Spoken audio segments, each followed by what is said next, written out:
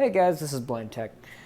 So today I'm going to be discussing the iOS 13 developer beta 2.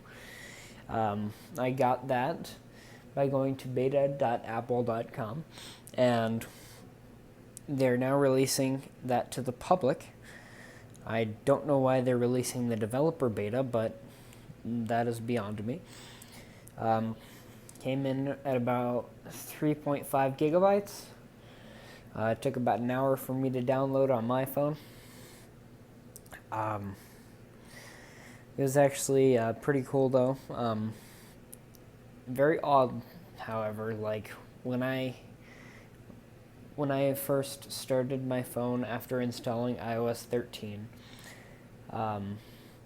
VoiceOver was switched to the default voice, and those of you who do not know, I use the Alex voice. And when I was swiping to look for the numbers for my passcode, I was receiving haptic feedback every time I swiped. I don't know if that's a bug or if that's something that's here to stay. That may bother some people. It's fine with me. I personally like it. But, I mean, some people will hate it. And it may be harsh on the battery. Now, unlocking it, there isn't anything new on the first page. If you go into settings, accessibility is now after the general tab.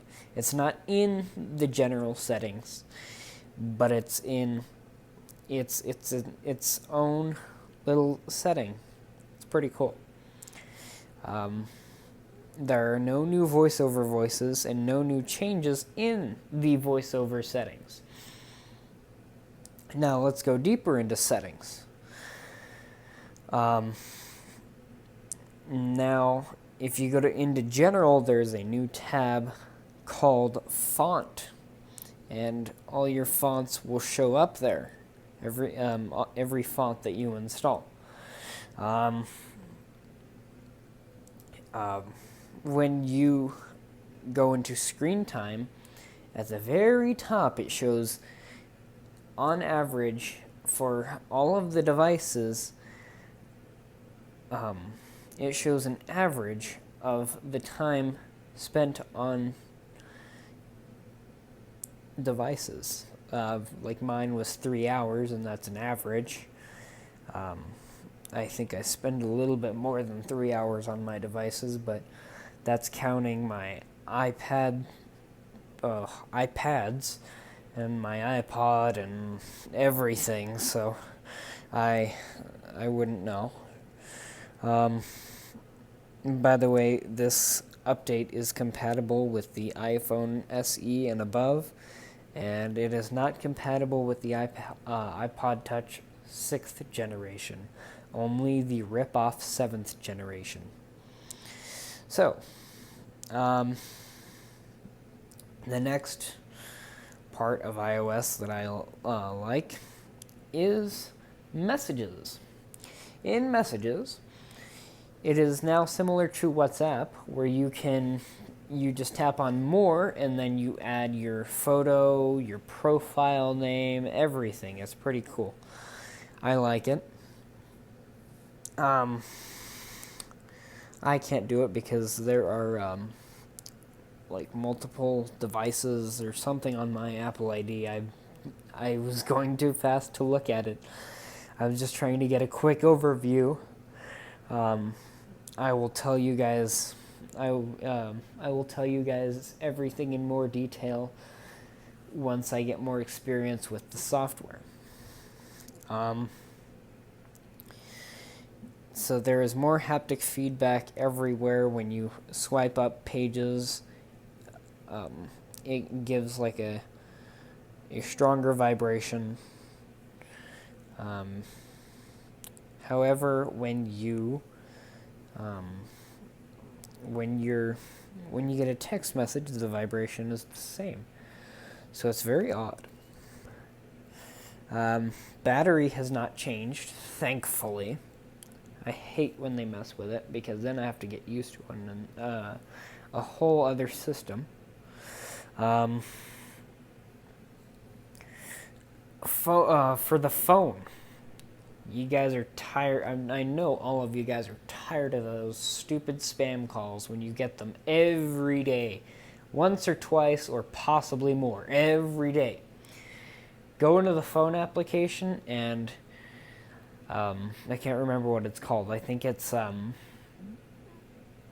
silence unknown callers. So any caller who is not on your who is not in your contacts, their call is silent. You still get the call. You know, okay, this is my friend who I have been too lazy to put into my contacts for 6 months.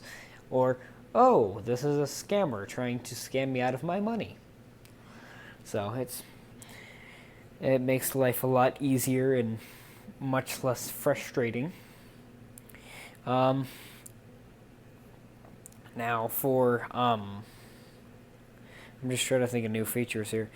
The phone app has not changed as far as I can see. Now when you go into search, automatically there is a dictate button. You don't even have to touch the text bar. It's just dictating. You can dictate what you want to search for in messages, mail, settings, and there's probably a lot of other ones too. I've heard that Reminders has been revamped, but I have not checked. One thing I have also noticed with VoiceOver is the sounds are a lot louder. So when I scroll down a list, the sounds are much louder. The little clicks, they're much louder. And when you get to the bottom of something, like the bottom of a list or email, it is signified by a stronger vibration. So I think that Apple is implementing a lot more vibration, which is pretty cool. I like vibration. I think it's pretty cool. Some people don't like what it does to their battery, and yes, turning off vibration or haptic sounds or whatever, I forgot what they are, but turning those off would save me a lot of battery, but I have the 10-hour, my battery is pretty good. I have not seen any differences, but yet I have not explored. In the camera, I will check that out, but I don't really know if I'm going to be able to notice anything, because it's all about like photo editing and new portrait mode features, so I wouldn't know. Siri sounds different. Siri's voice isn't necessarily different, but Siri's voice is more, I don't know, it's like more intelligent. I mean, I can tell the difference between the voice of an idiot and the voice of someone who's intelligent. And Siri sounds more intelligent, and apparently she's getting some upgrades. Finally. Siri has been the worst personal assistant. It's been the only thing that could be considered as a personal assistant until Google Assistant and Alexa came along and made so many improvements that Apple didn't, and they had all this time. I thought Siri was the best in iOS 7, but there wasn't much more. So there's that. The Shortcut app is now a single app, and the Find My app is it's an app with Find My Friends and Find My iPhone all integrated into one. I like it. It shows everyone's locations, all of your devices, and there's also a feature that you can turn on that allows you to find your device even when it's not connected to Wi-Fi. And that uses other devices to try to locate your device which could be like a breach of privacy, but it's, I mean, Apple says it's secure, and Apple is Apple is very big on security. But other than that, I mean, there's no new sounds, unfortunately. I wish there were, but that is all that I have.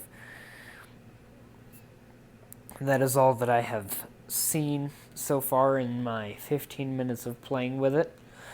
But I will get back to you guys with more and more features. Plus, iPad OS features are coming. Very excited. See you guys very shortly.